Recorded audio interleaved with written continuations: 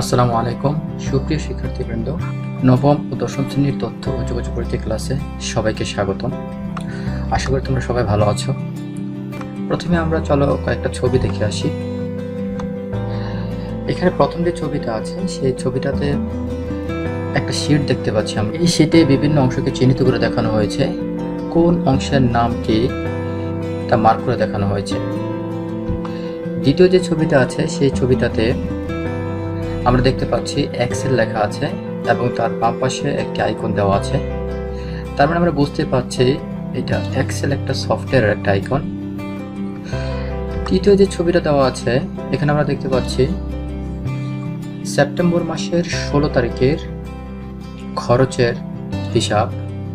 তার মানে এখানে একটা যোগফল নির্ণয় করা হয়েছে। 16 তারিখে কত টাকা খরচ হয়েছে তার একটা হিসাব করা হয়েছে, মোট হিসাব বের করা হয়েছে। তো এই ছবিগুলো দেখে তোমাদের মনে অবশ্যই একটা প্রশ্ন জন্মাচ্ছে যে এগুলো কি, এগুলো আমরা কেন ব্যবহার করব, আমরা কোথায় ব্যবহার করব, এগুলো থেকে কি সুবিধা পাবো। এখন আমি তোমাদের মনে যে প্রশ্ন জন্মাচ্ছে তার সমাধান করে দিচ্ছি। এগুলো সম্পর্কে ধারণা নিতে হলে, অর্থাৎ এগুলো নিয়ে কাজ করতে হলে তোমাদের যে বিষয়টা নিয়ে স্টাডি করতে হবে তা হলো স্প্রেডশিট ও স্প্রেডশিট এর ব্যবহার। তো স্প্রেডশিট এর ব্যবহার একটু বিস্তারিত জানার আগে চলো আমরা আগে জেনে আসি এই স্প্রেডশিট নিয়ে আমরা স্টাডি করলে আমরা কি কি সুবিধাগুলো পাবো।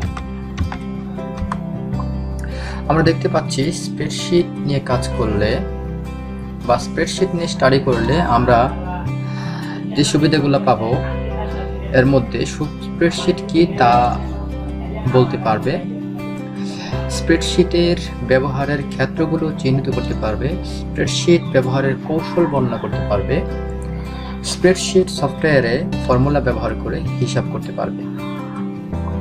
চলো এবার আমরা জেনে আসি স্প্রেডশিট কি। স্প্রেডশিট এর আবিধানিক অর্থ ছড়ানো বা বড় মাপের কাগজ। স্প্রেডশিট হলো এক ধরনের কম্পিউটার প্রোগ্রাম যার মাধ্যমে গাণিতিক সমস্যার সমাধান, তথ্য ব্যবস্থাপনা এবং নিখুঁতভাবে গ্রাফ তৈরি করা যায়। এটিকে ওয়ার্কবুকও বলা হয়। একটি বই যেমন অনেকগুলো পৃষ্ঠা থাকে তেমনি একটি ওয়ার্কবুকে অনেকগুলো ওয়ার্কশিট থাকে। একটি ওয়ার্কশিটে বহু সংখ্যক সারি ও কলাম থাকে। সারি বা কলামের ক্ষুদ্রতম অংশকে সেল বলে। জনপ্রিয় একটি স্প্রেডশিট সফটওয়্যার হলো মাইক্রোসফট এক্সেল। এবার চলো আমরা জেনে আসি স্প্রেডশিট ব্যবহারের কৌশল। আমরা স্প্রেডশিট কিভাবে ব্যবহার করব। স্প্রেডশিট নিয়ে কাজ করতে হলে প্রথমত আমাদের কম্পিউটারের স্টার্ট মেনুতে ক্লিক করতে হবে, তারপর অল প্রোগ্রামে যেতে হবে। অল প্রোগ্রামে ক্লিক করার পর আমাদের মাইক্রোসফট অফিসে যেতে হবে। অফিসে ক্লিক করার পর আমাদের মাইক্রোসফট এক্সেলে যেতে হবে। এই এক্সেলে ক্লিক করার পর যে একটা শীট ওপেন হবে তার একটা নমুনা আমি তোমাদেরকে দেখাচ্ছি। এমন একটি শীট ওপেন হবে। তো যেহেতু আমরা এক্সেল নিয়ে কাজ করব সেহেতু আমাদের প্রথমত এগুলোর কোনটার নাম কি তা জেনে নেওয়ার প্রয়োজন আছে। এগুলোর যদি কোনটার নাম কি সেগুলো আমরা না জানি তাহলে কিন্তু আমরা কাজ করতে পারবো না। তো এখানে তোমরা দেখতে পাচ্ছ আমি বিভিন্ন অংশকে চিহ্নিত করেছি। আমরা উপরে দেখতে পাচ্ছি এটার নাম মেনু। এখানে অনেকগুলো মেনু আছে। মেনুর মধ্যে অনেকগুলো আইটেম আছে, home, insert, page layout, formula, data, review, view ইত্যাদি। তারপর আমরা দেখতে পাচ্ছি ফর্মুলা বার। এখানে আমরা সব ধরনের সূত্র প্রয়োগ করব, যে সূত্রগুলো লিখলে আমাদের যোগ, বিয়োগ, গুণ, ভাগ, গাণিতিক সমস্যাগুলো সমাধান হবে। আর তার নিচে আমরা দেখতে পাচ্ছি এখানে একটা সারি আছে, র।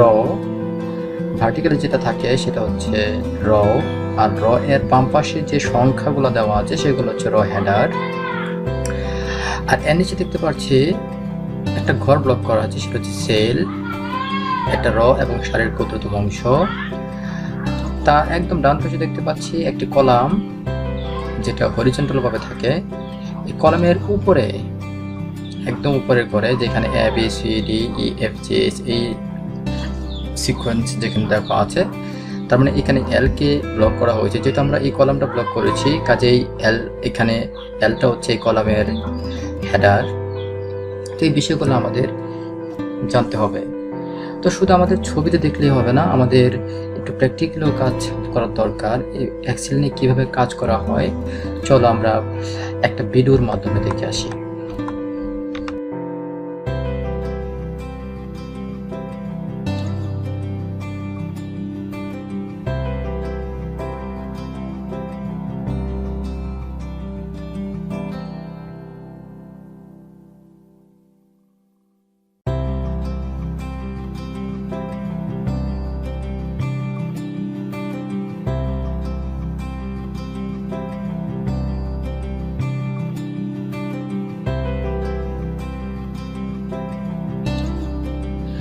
এখন চলো আমরা ছোট্ট একটা গাণিতিক সমস্যার সমাধান দেখে আসি, কিভাবে একটা যোগফল নির্ণয় করতে হয়।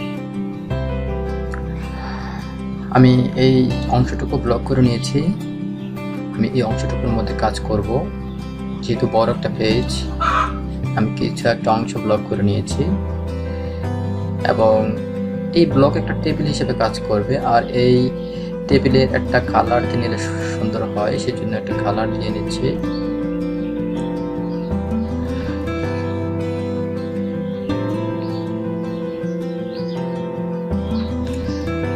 আমি এই অংশটিকে মার্ক করেছি হেডারকে চিহ্নিত করার জন্য। এটার আলাদা একটা কালার দিলে মনে হয় সুন্দর হয়। আমি হলুদ কালারটাই দিয়ে নিচ্ছি। তো এখানে টেবিলের হেডারটা আমি লিখে দিচ্ছি আমরা কোন বিষয় নিয়ে কাজ করতে চাই, অর্থাৎ সামেশন অফ সাবজেক্টস নাম্বারস।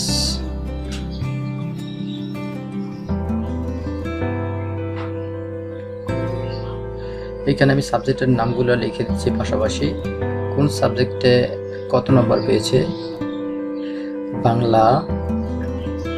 বাংলায় প্রাপ্ত নম্বর হচ্ছে 80। তারপরে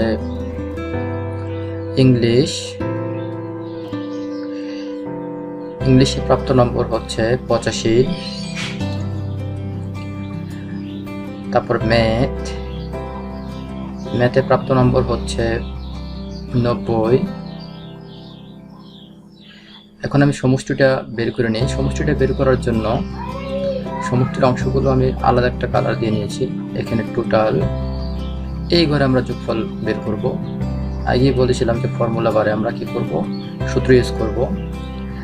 যোগফল নির্ণয় করার জন্য সূত্র হচ্ছে সাম, তারপরে কোনখান থেকে শুরু কোনখানে শেষ আমরা কার্সর ধরে মাউস ক্লিক করে টেনে মার্ক করে দেখিয়ে দিয়েছি। যোগফল বের হয়ে গেছে 255।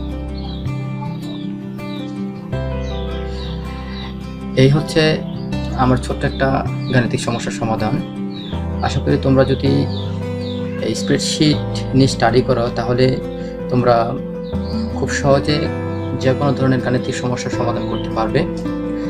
আর এটা সিম্পল একটা কাজ তোমাদের দেখিয়েছি। পরবর্তী ভিডিওতে ইনশাল্লাহ আমি যোগ, বিয়োগ, গুণ, ভাগ ইত্যাদির গাণিতিক সমস্যার সমাধানগুলো দেখাবো।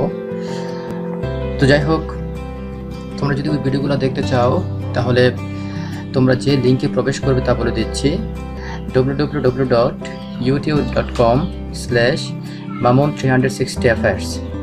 এই লিঙ্কে প্রবেশ করলে তোমরা পরবর্তী ভিডিওগুলো দেখতে পাবা।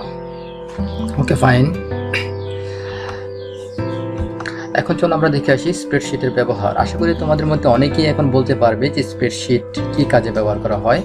তারপরও অনেকের সুবিধার জন্য আমি বলে দিচ্ছি, স্প্রেডশিটের যে ব্যবহার ক্ষেত্রগুলো, তার মধ্যে শিক্ষাক্ষেত্রে ফলাফল বিশ্লেষণে, আয়ব্যয় হিসাবে, বাজেট তৈরিতে, কর্মকর্তা ও কর্মচারীদের বেতন সংক্রান্ত হিসাবে, আয়কর হিসাব বিশ্লেষণে, নির্বাচনের ভোট গণনায়, পারিবারিক হিসাব নিকাশে ইত্যাদিতে। এবার তোমাদের বাড়ির কাজের পালা। তোমাদের যে বাড়ির কাজগুলো থাকবে তা হলো স্প্রেডশিট কি, ওয়ার্কশিট কি, সেল কি, স্প্রেডশিট ব্যবহারের কৌশল ব্যাখ্যা করো, স্প্রেডশিট ব্যবহারের সুবিধাগুলো বর্ণনা করো। আশা করি আমরা স্প্রেডশিট নিয়ে যতটুকু অধ্যয়ন করেছি তার মধ্যে থেকে এই উত্তরগুলো তোমরা পেয়ে যাবে। তো যদি তোমাদের কোনো সমস্যা থাকে তাহলে অবশ্যই ভিডিওতে কমেন্টস বক্সে তোমরা কমেন্টস করে জানাবে। কোনো সমস্যা থাকলে রিপ্লাই করার চেষ্টা করব। তো পরবর্তী ভিডিওগুলো দেখার আমন্ত্রণ জানিয়ে আজকের মতো এখানে বিদায় নিচ্ছি। আল্লাহ হাফিজ।